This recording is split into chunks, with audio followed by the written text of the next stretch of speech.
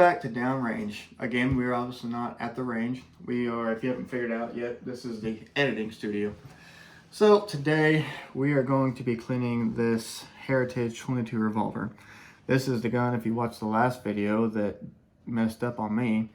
And I don't know what happened to it. We figured it out, started shooting again. But this gun, you can pick this gun up in Oklahoma. I picked it up probably 2 years ago for $120, I think it was.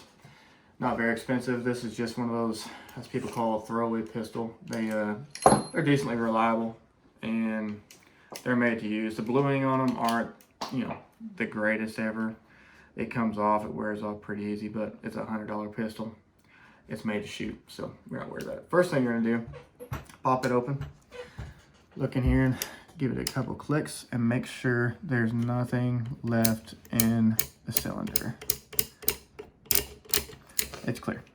All right, give it a pull, push back. Okay, so this little push right here, it looks like a screw. I've never taken that apart, but push that down and you can pretty much slide the pin forward with your finger, pull it out.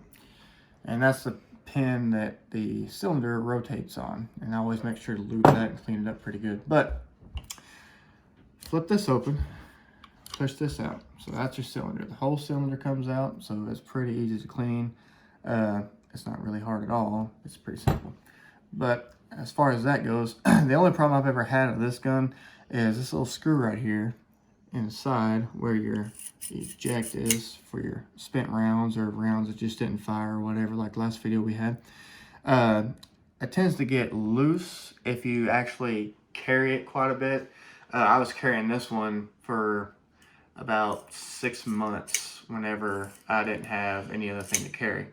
It'll piss somebody off to shoot them with it, but you know, it is what it is. Put it in the right place, it's not going to matter.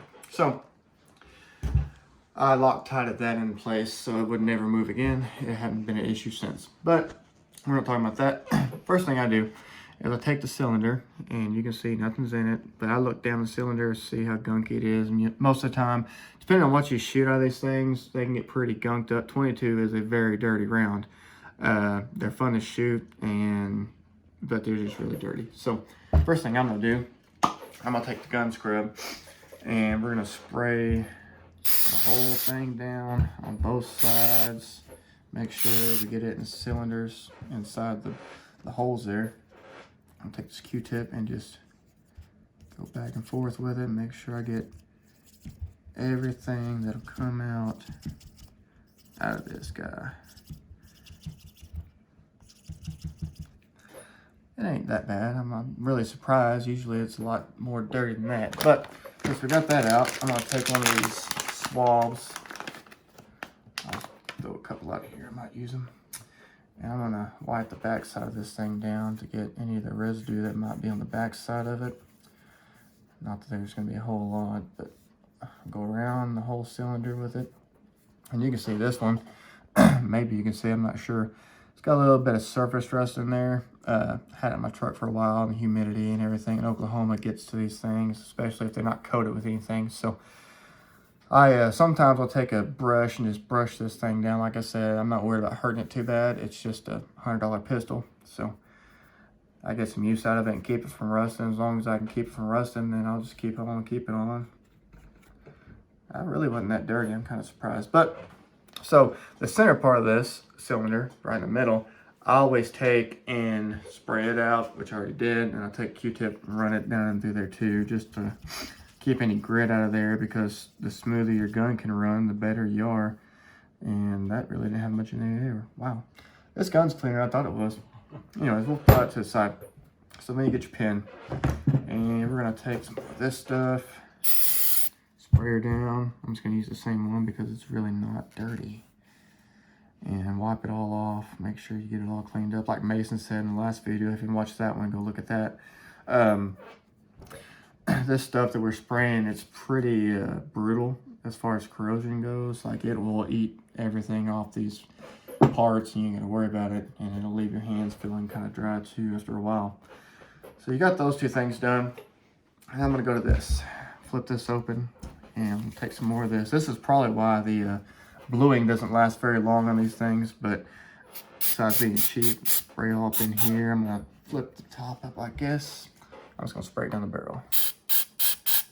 Give it a good little spray in there. You can see it falling out, which is what you want. You want to make sure you get a bunch of it in there. And again, you can use all this stuff that we have over here with the brushes and all that stuff, but sometimes it's hard to do that with these guns. I mean, it's not the easiest thing in the world, especially with a cheap little cleaning kit like that. It ain't the best in the world. If you get a bore snake for a 22 or whatever, that'd probably be the best thing to do if you're real serious and you have a real expensive gun that you want to keep clean. Anyways, I'm gonna flip this over. I'm just gonna get all up in here as much as I can. Probably ought to buy or go get a toothbrush or some kind of scrubby brush, but this is the hole that the cylinder pin sets in, so I'm just gonna go down into here a couple good times, get that cleaned out. Just overall make sure we get everything as pretty much clean as we can. And like before, I mean, Scott, you could take everything apart off this except for the barrel because those are fixed, but you do quite a bit to it. I mean, I just get every port I can find to clean out.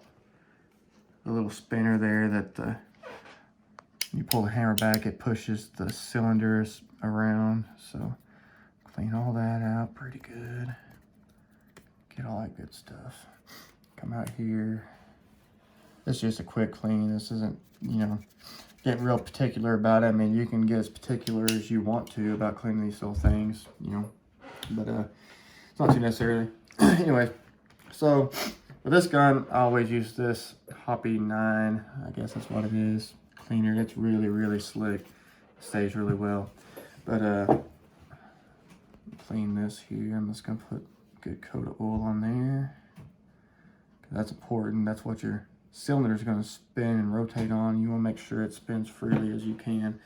We'll take this cylinder, go in here like this, get it all cleaned up, do it to the cylinder holes, each one, make sure they're all smooth and everything, because you don't want your shells just getting stuck in there when you're trying to eject them. That's annoying. I got that done. I'll just give it a little bit of here. I always do it to the outsides of all my guns like this, especially revolvers and stuff, just because I don't want them to rust up like this one kind of is doing. But the more you can get on there, the less chance that you're going to have of anything rusting. And that's pretty much the key to maintaining your gun, is keep all the rust away. And if you're shooting some really corrosive rounds, make sure you clean it after every time. You don't want your gun getting eat up from the inside. That's a waste of money. And if you have a AR-15 or anything like that, you spent 8 to, you know, the sky's the limit on that type of thing. You don't want your investments getting all ate up and crap just because you didn't clean your gun. That's no fun. That's just dumb. So, anyways, I got that one done. I'm just going to give it a little spray of this COP all around. Take one of these swabs, give her a little wipe down inside. I always crack this open where my hammer is, give her a little squirt, work it back and forth some. Make sure it gets in there real good, and then just wipe the residual off so it's not all slippery. Well, you know what? How about this? We'll just use the towel. That's what we got it for. Make sure she's all good and cleaned up. Wipe her down. There we go. All smooth and ready to go. Sometimes I wonder if they didn't model these things kind of off of the Colts. And I'll show you why here in just a second. It doesn't really have anything to do with their looks. But the clicks that you have, this is a pain every once in a while. They'll only go back in place. So I'll put this back in here. You open that, slide this back in and close it, and then you give it a couple clicks because this cylinder is not going to go all the way back in if you don't. But 2 clicks is good. Press that button down right there. It slides in, and then you got the revolver back. Anyways, if you listen here, I'll take this down. It's got 4 clicks, which is kind of funny. Colts, if anybody out there knows anything about Colts, they have 4 clicks too. C-O-L-T, Colt. That's pretty cool. But anyways, this is just a cheap gun. It does the job. It's not the most accurate gun there ever was in the world. I don't know if you have watched any of the other videos that we made, but we shot some water jugs, and we also shot some aerosols with these pistols. And you have to be pretty familiar with your gun to make sure that you hit what you're actually aiming at. It takes a minute if you're not, especially one-handed. They got some weight to them, and you get a little bit shaky if you're not actually getting her to good grip. But anyway, that's pretty much all there is to cleaning this little 22. I mean, for the money, you can't beat them. I would buy them if I was anybody, just to have in your truck, you know, anything. But yeah, so that's gonna do it for this video. Thank you for watching. And if you have any questions over any of the guns we've cleaned recently, let us know. And the next video, we're gonna have a AR-15 that you've seen if you've watched our videos on downrange. We're gonna clean that together because it was mine and Mason's gun at one time. So thank you for watching. See you later.